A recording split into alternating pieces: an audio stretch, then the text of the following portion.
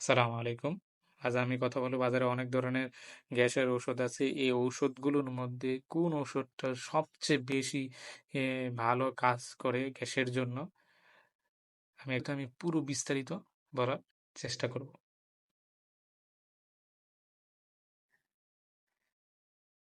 এই ওষুধগুলোর মধ্যে যেগুলা বাজারে পাওয়া যায় omeprazole, esomeprazole, lansoprazole, pantoprazole, rabeprazole, ডেক্সল্যান্সোপ্রাজল এগুলাকে বলা হয় প্রোটন পাম্প ইনহিবিটর বলে। পাকস্থলীর প্যারাইটাল কোষে যেখান থেকে এই সেল তৈরি হয়, প্রোটন পাম্প বন্ধ করে দেয়, ফলে অ্যাসিড তৈরি হওয়া কমে যায়। এ এ ধরনেরকে এটা হচ্ছে প্রোটন পাম্পের কাজ। তো আরো কিছু গ্যাসের ঔষধ সেগুলোর মধ্যে আছে ফ্যামোটিডিন, রেনিটিডিন। পাকস্থলী প্যারাইটাল কোষে যেখান থেকে হিস্টামিন 2 রিসেপ্টর বন্ধ করে দেয়, ফলে অ্যাসিড নিঃসরণ কমে যায়। আরেকটা আছে অ্যান্টাসিড। অ্যান্টাসিডের মূল উপাদানগুলো আছে কি? অ্যালুমিনিয়াম হাইড্রক্সাইড, ম্যাগনেসিয়াম হাইড্রক্সাইড, এই সেমিকট্রিন, এই এই ঔষধ আমাদের পাকস্থলী তৈরি হওয়া এই সেলের পরিমাণ কমে দেয়। অ্যান্টাসিড কি? অ্যান্টাসিড হচ্ছে এনজাইম বা কোনো কিছুকে বন্ধ আহ, করছে না, বরং এটা কাজ করে হচ্ছে ক্ষার এবং অ্যাসিডের পরিমাণটা কমে দেয়।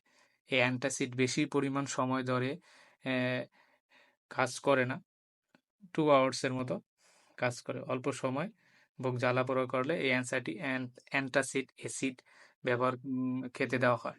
ট্যাবলেট, সিরাপ আকারে বাজারে পাওয়া যায়।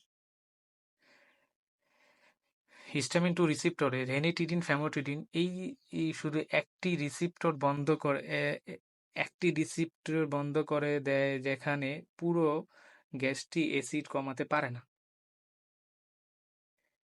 তো এটা রেনিটিডিন, ফ্যামোটিডিন কখন চিকিৎসক খেতে দেয়?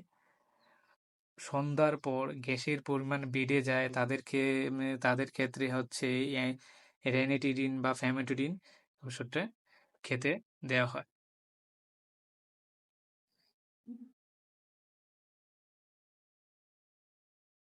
প্রোটন পাম্প ইনহিবিটর মধ্যে যেই ওষুধগুলা পাওয়া যায় সেগুলো হচ্ছে যেমন ওমিপ্রাজল, এটা জেনেরিক নাম। এটা বাজারে পাওয়া যায় হচ্ছে যেমন লোসেকটিল হিসাবে পাওয়া যায়। তারপর হচ্ছে ইসোমিপ্রাজল পাওয়া যায় হচ্ছে গিয়ে সার্জেল এবং ম্যাক্সপ্রো হিসাবে। ল্যান্সোপ্রাজল জেনেরিক নাম, পাওয়া যায় হচ্ছে বাজারে হচ্ছে গিয়ে ল্যান্সেক হিসাবে। প্যান্টোপ্রাজল পাওয়া যায় হচ্ছে কত প্যান্ট্রোনিক্স, প্যান্ট্রোভ্যাক্সি। তারপর হচ্ছে রেবিপ্রাজল, ফিনিক্স এবং এসিপেক্স হিসেবে পাওয়া যায়।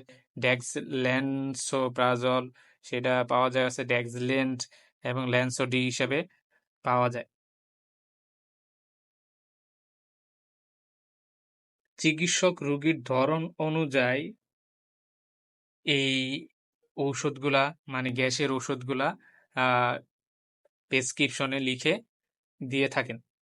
এখন এই ওষুধগুলোর মধ্যে যেটা সবচেয়ে বেশি আমাদের জানা দরকার, খুবই গুরুত্বপূর্ণ, সেটা হচ্ছে বায়ো অ্যাভেলেবিলিটি। তো একটা ঔষধের বায়ো অ্যাভেলেবিলিটি কতটুকু থাকে? যেমন আমরা যদি বলি হচ্ছে ওমিপ্রাজলের বায়ো অ্যাভেলেবিলিটির পরিমাণটা থাকে হচ্ছে 40 থেকে 65% বায়ো অ্যাভেলেবিলিটি থাকে। তো বায়ো অ্যাভেলেবিলিটিটা কি? একটা ঔষধ খাওয়ার পর রক্তে যে পরিমাণ পৌঁছায় তাকে আমরা বলি হচ্ছে বায়ো অ্যাভেলেবিলিটি। একটা ওষুধ খেলে 100% রক্তে পৌঁছাতে পারে না, কিছুটা এদিক ওদিক সরে যায়। তো ওমিপ্রাজলটা যখন আমি খাবো তখন হচ্ছে বায়ো অ্যাভেলেবিলিটির পরিমাণ হবে কত, রক্তে পৌঁছাবে কতটুকু? 40 থেকে 60%, 65%। ইসোমিপ্রাজল রক্তে পৌঁছাবে কতটুকু? 50 থেকে 89%। ল্যান্সোপ্রাজল রক্তে পৌঁছাবে কত? 80 থেকে 90%। তার মানে দেখা যায় সবচেয়ে বেশি ল্যান্সোপ্রাজল রক্তে পৌঁছায় কত? 80-90%। প্যান্টোপ্রাজলটা কতটুকু রক্তে পৌঁছাবে? 77%। রেবিপ্রাজলটা রক্তে পৌঁছাবে হচ্ছে 52%। নেক্সট ল্যান্সোপ্রাজল পৌঁছাবে 64%। তার মানে বোঝা যায় রক্তে সবচেয়ে বেশি ভালো বায়োঅ্যাভেলেবিলিটির পরিমাণ বা সবচেয়ে বেশি হচ্ছে কত? 80-90%। আরেকটা গুরুত্বপূর্ণ এই ঔষধের মধ্যে যেটা জানতে হবে সেটা হচ্ছে হাফ লাইফ। একটা ঔষধের হাফ লাইফ। ধরেন মনে করেন রক্তে 100% ঔষধ আছে। ওই 100% এর মধ্যে থেকে 50% রক্ত থেকে কমে যেতে যে সময় লাগে সেটাকে আমরা বলবো হচ্ছে হাফ লাইফ। একটা ঔষধের হাফ লাইফ। তো ঔষধ প্রোটন পাম্প পুনর্জীবিত পাকস্থলীর ভিতরে রক্তের বেশি সময় ধরে থাকে না। মানে নরমালি আমরা বলবো হচ্ছে যে এই ঔষধটা রক্তের ভিতরে বেশি সময় ধরে থাকে না। থাকে হচ্ছে প্রোটন পাম্প বা পাকস্থলীতে চলে যায়। তো এই যে একটা ঔষধের হাফ লাইফ থাকে খুবই গুরুত্বপূর্ণ। হাফ লাইফটা হচ্ছে যেমন ওমিপ্রাজলের হাফ লাইফ হচ্ছে 0.5 থেকে 1 আওয়ার্স, মানে যেটাকে বলে আধা ঘন্টা থেকে 1 ঘন্টার মতো হাফ লাইফ থাকে। এরপর ইসোমিপ্রাজল কত থাকে? 1 থেকে 2 আওয়ার্স এর মধ্যে থাকে। ল্যান্সোপ্রাজল থাকে কত? 1 থেকে 1.5 ঘন্টা থাকে। প্যান্টোপ্রাজলের হাফ লাইফ কত থাকে? 1.9, প্রায় 15-2 ঘন্টার মতো থাকে। এরপরে রেবিপ্রাজলে হাফ লাইফ থাকে হচ্ছে কত? রেবিপ্রাজলে হাফ লাইফ থাকে রেবিপ্রাজলের হাফ লাইফ থাকে হচ্ছে 0.7 থেকে 2 আওয়ার্স থাকে। ডেক্সল্যান্সোপ্রাজলে থাকে 1 থেকে 2 আওয়ার্স হাফ লাইফ থাকে। একটা ঔষধের হাফ লাইফ খুবই গুরুত্বপূর্ণ, যেহেতু হাফ লাইফে একটা ঔষধ রক্তে পুরোপুরি থাকে না, সেটা হচ্ছে গিয়া পিপিএম বা প্রোটন পাম্প ইনহিবিটর বা পাকস্থলীতে চলে যায়।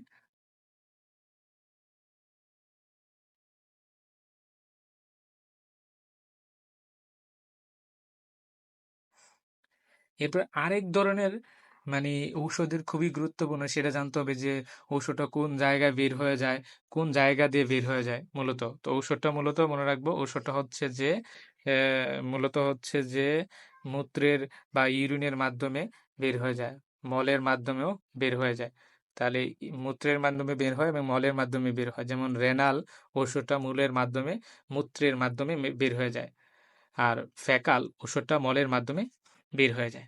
যেমন ওমিপ্রাজল কতটুকু মূত্রের মাধ্যমে বের হয়ে, মানে ওমিপ্রাজল মূত্রের মাধ্যমে বের হয়ে যায়।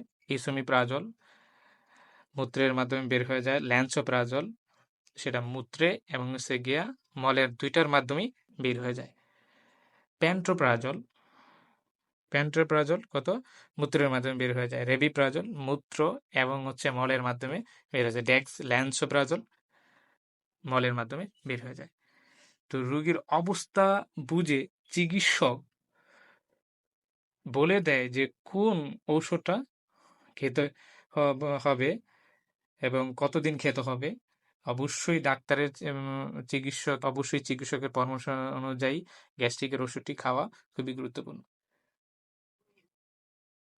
এর কিছু কমন সাইড ইফেক্ট থাকে, সেই সাইড ইফেক্ট গুলোতে যদি আমরা দেখি সেগুলোর মধ্যে হচ্ছে হাড়ের সমস্যা হয়, হাড়ের ক্ষয় হয়ে যায়, বদহজম হয়, তারপর হচ্ছে হয়ে যায়। তারপরে এর মধ্যে খুবই গুরুত্বপূর্ণ কমন একটি উদাহরণ হচ্ছে ভিটামিন B12 এর অভাব দেখা দেয়।